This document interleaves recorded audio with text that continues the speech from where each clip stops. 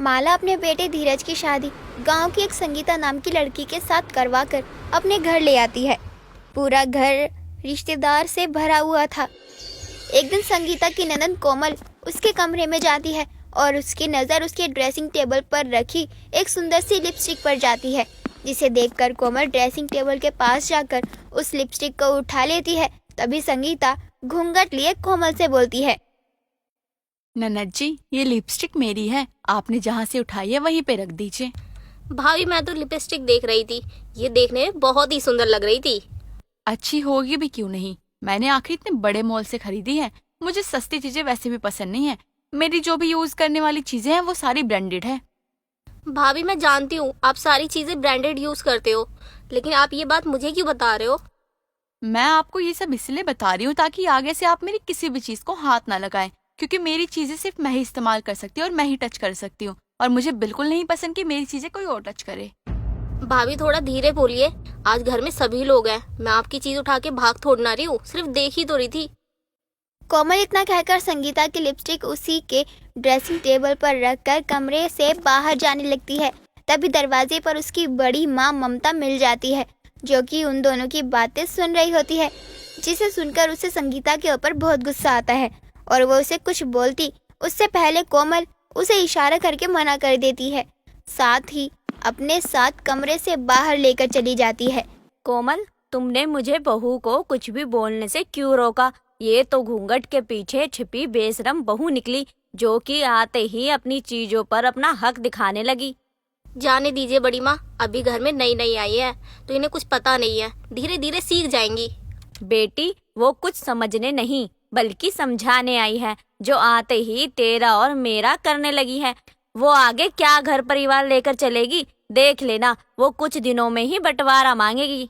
बड़ी माँ आप ऐसा क्यों बोल रही हैं?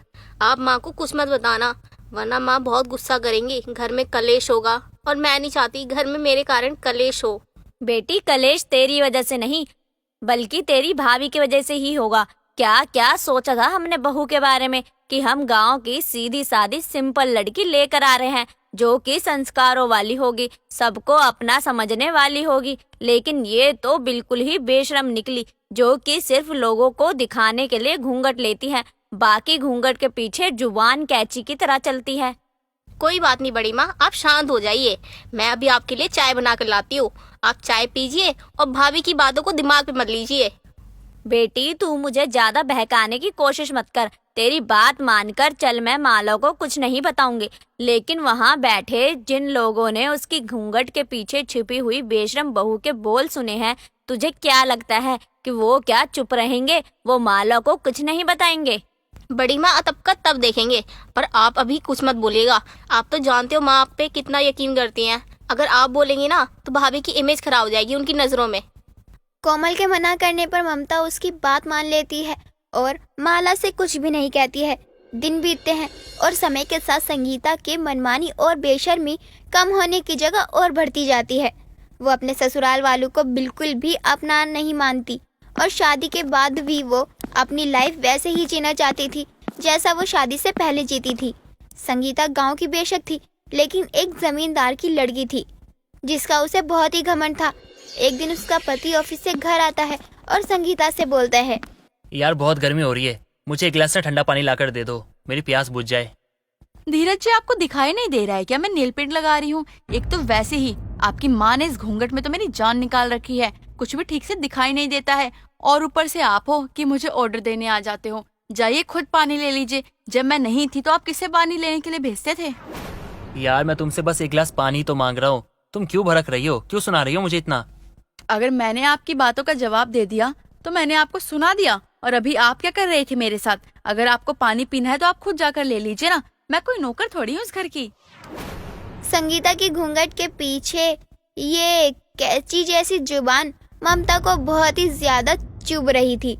वह रसोई में खड़ी दोनों की बातें सुन रही थी, जिसे सुनने के बाद वो धीरज के लिए एक गिलास पानी लेकर उसके पास जाती है और उसे देते हुए बोलती है, बेटा, आगे से अगर तुझे किसी भी चीज की जरूरत हो तो तुझे किसी से भी कहने की कोई जरूरत नहीं है। अभी तेरी माँ जिंदा है। अच्छी बहू लेने गई थी मैं, लेकिन गलती से बेशरम बहू ले आई, जिसने पूरे ससुराल वालों की कदर ही नहीं करी। वैसे बड़ी माँ, बुरा मत मानिएगा, लेकिन शादी को खत्म हुए काफी समय हो चुका है। मुझे लगता है कि अब आपको अपने ससुराल जाने की जरूरत है। अरे मेहमान है तो मेहमान बन के रहिए ना, यहाँ पे धरना धरने की क्या जरूरत है। और मेरे घर को आप अपना घर बनाने की कोशिश क्यों कर रही हैं? संगीता, तुम्हारा दिमाग खराब हो चुका है क्या? तुम क्या कर रही हो? ये हमारी बड़ी माँ है, इस घर में इनका भी हिस्सा है, ये हमारे साथ साथ इनका भी घर है। क्या हुआ, मैंने कुछ गलत बोल दिया क्या? मैं तो सही ही बोल रही हूँ और सच बोल रही हूँ। अब लोगों को बुरा लग जाता तो इसमें मेरी कोई गलती नहीं है। एक बात बताइए, जो जब से ये बोली जा रही है बेशर्मों की तरह, तब कुछ नहीं, और मैंने कुछ बोल दिया तो मैं सुनाने लग गई।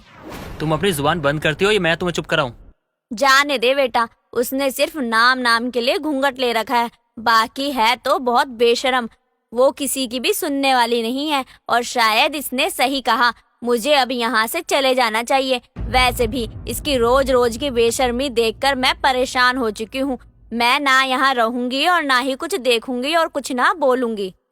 ममता तुरंत अपने कमरे में जाती है और अपना सारा सामान पैक करके घर से जाने लगती है। तभी माला और उसकी बेटी कोमल घर आते हैं और ममता को अपने सामान के साथ हॉल में खड़ा देखकर बोलते हैं, आप कहाँ जा रही हैं? माला, मैं अपने घर जा रही हूँ। मुझे यहाँ आए हुए काफी समय हो गया है, अब मुझे यहाँ से जाना चाहिए। जेठानी जी, आप ऐसे कैसे जा सकती हैं?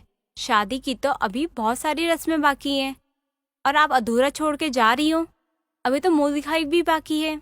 कोई बात नहीं माला, मैं बहू की मुंह दिखाई बाद में कर लूंगी। अभी मुझे जाने दे, अब मैं यहाँ और नहीं रुक सकती।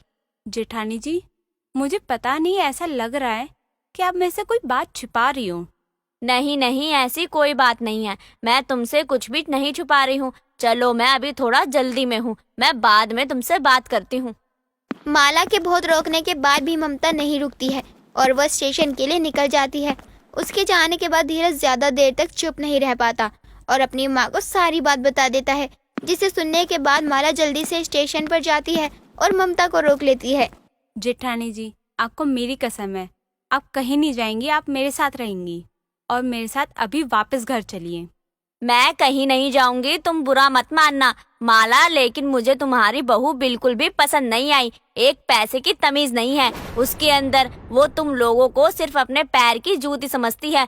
बहू चुनने में तुमने बहुत ही जल्दबाजी कर दी। उसे केवल अपने आप के पैसे का घमंड है। जेठानी जी, मुझे धीरज ने सारी बात बता दी है, आप मेरे साथ एक बार घर तो चलिए। माला ममता को रोककर घर ले आती है और अपनी बहू का घूंघट हटाते हुए उससे बोलती है, हमारे यहाँ घूंघट का मतलब होता है बहू की मर्यादा, इज्जत। लेकिन जब तुम्हें ससुराल वालों की इज्जत करनी ही नहीं आती तो घूंघट रखने का फायदा क्या है? हटा दो इसे। और रही बात दीदी को घर से निकालने की, तुम्हारी हिम्मत कैसे हुई? असली घर की मालकिन ना दीदी है। भगवान का शुक्र मनाओ कि वो खुद चली गई, बल्कि उन्हें तुम्हें निकालना चाहिए था। अब उनका काम ना मैं करूंगी। माँ जी, आप करना क्या चाहती हैं? अब तुम इस घर में तभी कदम रखना, छोटे बड़ों की इज्जत करना, सम्मान करना और ससुराल में रहना सीख जाओ ना, तब जाके इस घर में आना, वरना मत आना। माला इतना कहकर अपने घूंघट के पीछे छिपी बेशर्म बहू को अपने बेटे से कहकर उसके मायके रवाना कर देती है और अपनी जेठानी के साथ फिर से प्यार से रहने लगती है।